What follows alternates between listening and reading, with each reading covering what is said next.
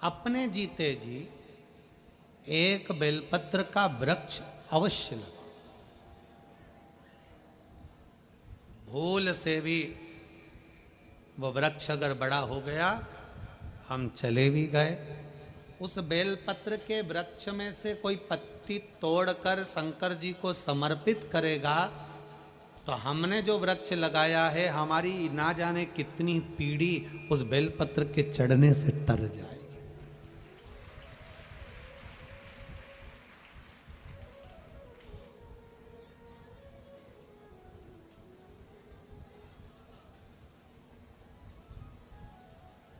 चढ़ने से बच सकते।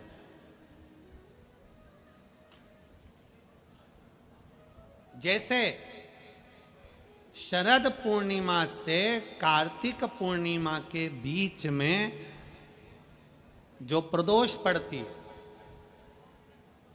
कार्तिक के महीने में जो 2 प्रदोष पड़े, शरद पूर्णिमा से लेकर कार्तिक पूर्णिमा के मध्य में जो प्रदोष पड़ती है, उस प्रदोष पर प्रदोष काल में अगर एक आधी चम्मच भी गौ माता का दूध मिल जाए, एक छोटी सी कटोरी में सीधे हाथ में दूध और उल्टे हाथ में दूध, जल का पात्र या उसी पात्र के ऊपर दूध का पात्र रखकर हाथ में लेकर जो शंकर के शिवालय में देहली पर खड़ा होकर शंकर से अपनी कामना कर कर शंकर के मंदिर में जाकर दूध अशोक सुंदरी वाली जगह पर चढ़ाकर जल शंकर के शिवलिंग पर जो समर्पित कर देता है, देव अधिदेव महादेव उसकी कामना पूर्ण कर देते हैं, पूर्ण करते। दुनिया के लोग कहते हैं कि कार्तिक का महीना भगवान नारायण का है, दुनिया के लोग कहते हैं कार्तिक का महीना लक्ष्मी जी का है, दुनिया के लोग कहते हैं कार्तिक का महीना इन देवता का है, लक्ष्मी महारानी का है। जरा विचार करिएगा, माता लक्ष्मी स्वयं इस कार्तिक के महीने में शंकर भगवान की आराधना करती हैं। कार्तिक के महीने में क्या नाम है शिव जी का? कुबेरेश्वर महादेव। कुबेरेश्वर महादेव का मतलब, कभी आप मोबाइल पर सर्च मारिएगा, कुबेरेश्वर महादेव का फोटो निकालिएगा, मूर्ति निकालिएगा, कि भगवान शंकर एक तरफ लक्ष्मी जी बैठी है, एक तरफ कुबेर बैठा है। शंकर भगवान ओघड़दानी खड़े होकर माता लक्ष्मी और कुबेर दोनों को धन प्रदान कर रहे हैं, दोनों को संपदा दे रहे हैं।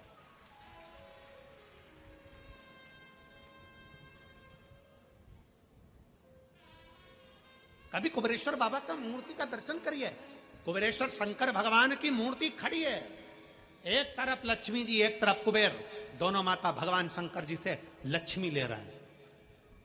दोनों, यही कार्तिक का महीना शंकर की आराधना का महीना, शिव आराधना का।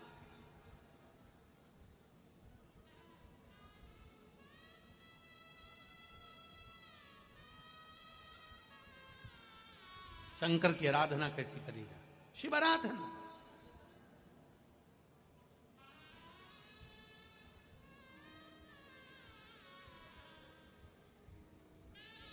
शिव की आराधना में कैसा? केवल एक कटोरी में दूध, 2 प्रदोष, शरद पूर्णिमा से कार्तिक पूर्णिमा के बीच में एक महीने के अंदर, पूर्णिमा के अंदर, पूर्णिमा शरद पूर्णिमा कार्तिक पूर्णिमा के अंदर 2 प्रदोष पड़े। वो दोनों प्रदोष जब पड़े, उस प्रदोष में थोड़ा सा, आधी चम्मच, 1 चम्मच गाय का दूध हो, भले थोड़ा सा दूध और 1 लोटा जल। आप बाबा को देव तो अशोक सुंदरी वाली जगह पर चढ़ाओ दूध, और जल चढ़ाओ कहाँ? जम के बोलो, शंकर के शिवलिंग समर्पित करें। माता पार्वती जी ने शिव की आराधना करी है, ब्रह्मा जी ने शिव की आराधना करी है। इसी कार्तिक के महीने में स्वयं कुबेर ने, इसी कार्तिक के महीने में स्वयं कुबेर ने भगवान शंकर से लक्ष्मी प्राप्त करी, धन वैभव प्राप्त करा, कुबेर पद प्राप्त करा। इसीलिए लोग दीपावली की रात्रि को सीहोर पहुंचकर कुबेरेश्वर बाबा के यहाँ 11 दीप लगाते हैं, दिए प्रज्वलित करते हैं दीपावली की रात्रि को। दूसरा दिन होता है, बाबा से खजाना मंगा, अपने अपने घर चले जाते, बाबा से प्रार्थना।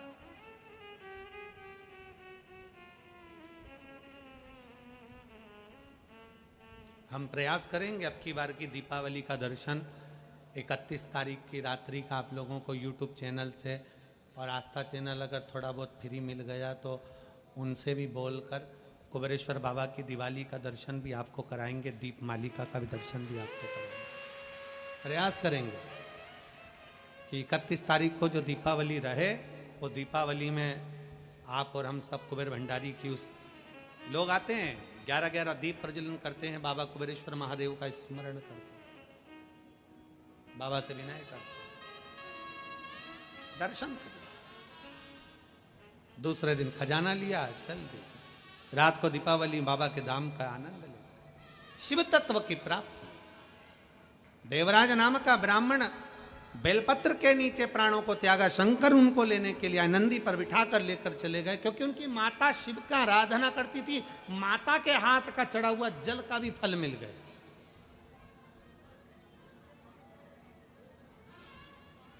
एक बिंदु नाम का ब्राह्मण प्राणों को त्याग दिया, चंचुला देवी ने तुमरुका जी से कहकर शिव महापुराण की कथा श्रवण करी। तुमरुका कौन?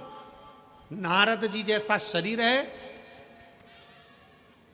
मुख घोड़े का, तुमरुका, जिन्होंने कथा का वाचन किया। शंकर भगवान ईश्वर जी और गोरा जी बनकर कथा श्रवण करने के लिए पधारे। जोरदार ताली बजाएं, ईश्वर जी गोरा जी आ रहे हैं।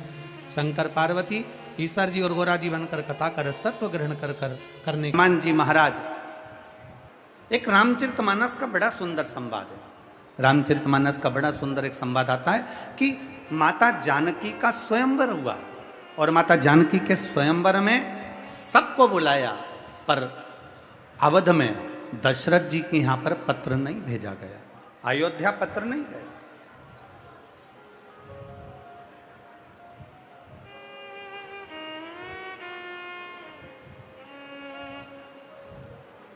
सबको आमंत्रित करा, पर अवध नरेश को श्री दशरथ जी महाराज के यहां पत्र नहीं गया, अयोध्या में पत्र नहीं गया। क्यों नहीं गया? ये देखिए अंदर की किताब पढ़ने का तरीका।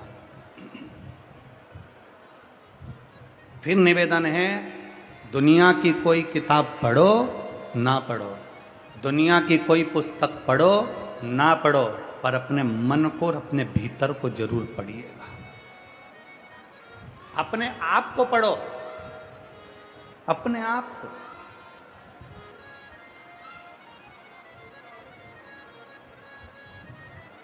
जनकपुरी से पत्र गए, सभी जगह सीता जी का स्वयंवर है, मां जानकी का स्वयंवर है, माता जानकी का स्वयंवर है, पर पत्र अयोध्या नहीं गया, अवध नहीं गया, अवध नहीं गया। कारण केवल एक था। एक बार राजा जनक जी के सेनापति वन में घूमने के लिए निकल गए।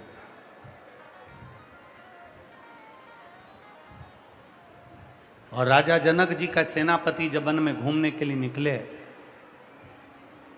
राजा जनक जी के सेनापति जब वन में भ्रमण करने को निकले, इसको थोड़ा ऊंचा करे बाबा, तो इधर वाला भी जरा सा ऊंचा करिए। राजा जनक जी के सेनापति जब भ्रमण करने के लिए निकलते हैं, घूमने के लिए निकलते हैं, भ्रमण करते करते उनको एक हिरण नजर आता है।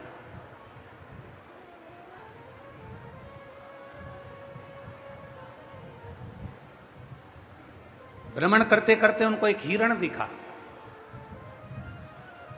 और राजा जनक पुरी का उस सेनापति ने हिरण को साध कर बाण छोड़ा, और हिरण को साध कर जब बाण छोड़ा, हिरण भागता गया, सेनापति उसके पीछे पीछे भागते गए। हिरण भागता गया, हिरण अयोध्या में कब प्रवेश कर गया, अवध की सीमा में कब प्रवेश कर गया, ये उस सेनापति को नहीं मालूम पड़ा। और उसने साध कर बाण छोड़ा हिरण के लिए। जैसे ही बाण छोड़ा हिरण के लिए, वो हिरण को तो नहीं लगा, पर अयोध्या की एक गाय को लग गया।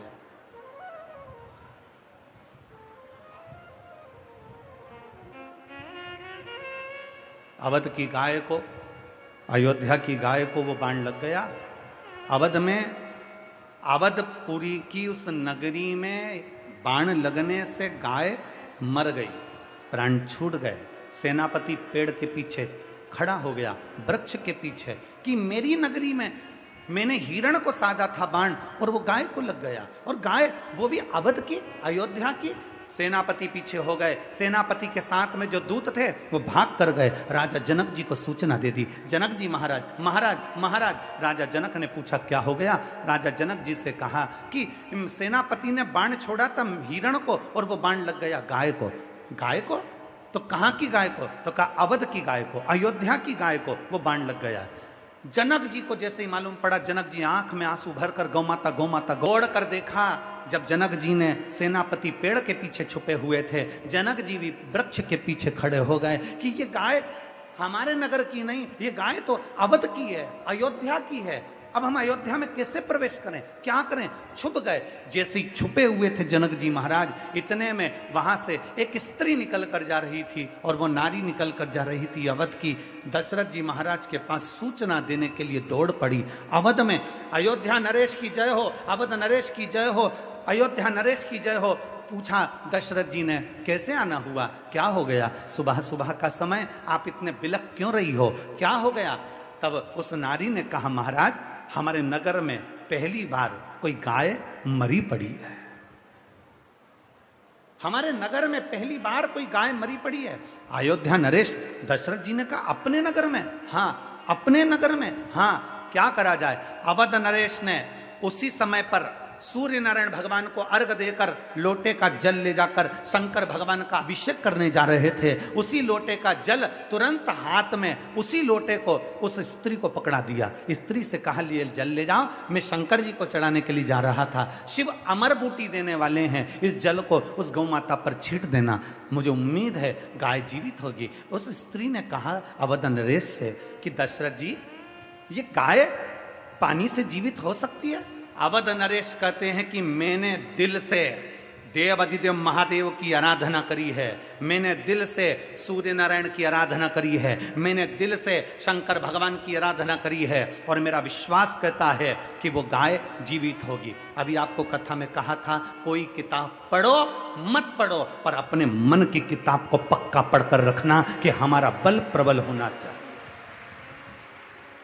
ये मेरा विश्वास कहता है कि अवध में वो गाय जीवित होगी। स्त्री पानी का लोटा लेकर दौड़ी, जल लेकर दौड़ी, और जल ले जाकर जैसी गाय पर छींटा, गाय जीवित हो गई। जनक जी महाराज पेड़ के पीछे से खड़े होकर देख रहे थे कि एक स्त्री के हाथ से, दशरथ जी से लाए हुए पानी से जब गाय जीवित हो सकती है, तो जनक जी ने विचार कर लिया, मैं अपनी बेटी के स्वयंवर में अवध में पत्र नहीं भेजूंगा, क्योंकि अवध में अगर पत्र जाएगा, दशरथ जी के हाथ में पत्र लग जाएगा, और दशरथ जी अगर धनुष यज्ञ में आ गए तो मेरी बेटी सीता को ब्याह कर ले जाएंगे। मैं बूढ़े के साथ बेटी नहीं ब्याहना चाहता, इसलिए मैं अयोध्या में पत्र नहीं भेजूंगा,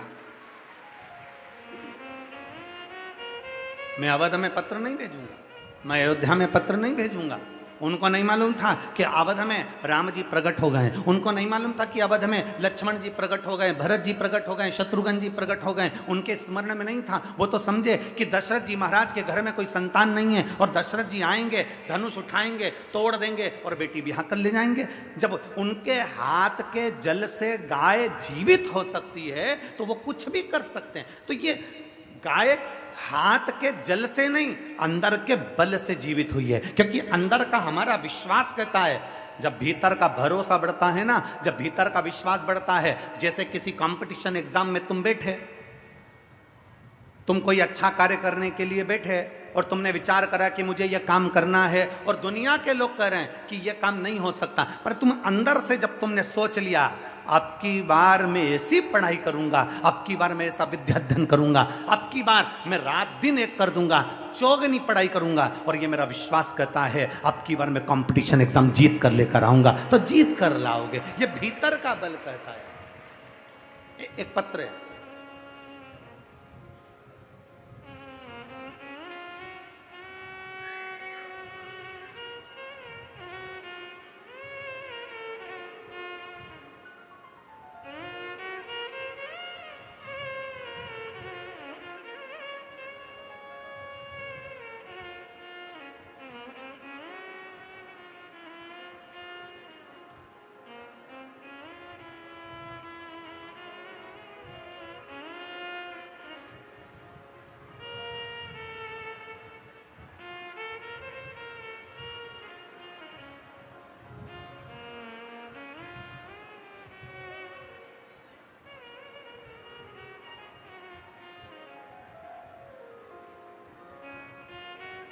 मैं राकेश सिंह, निवासी शुभम बिहार कॉलोनी, अलीगढ़।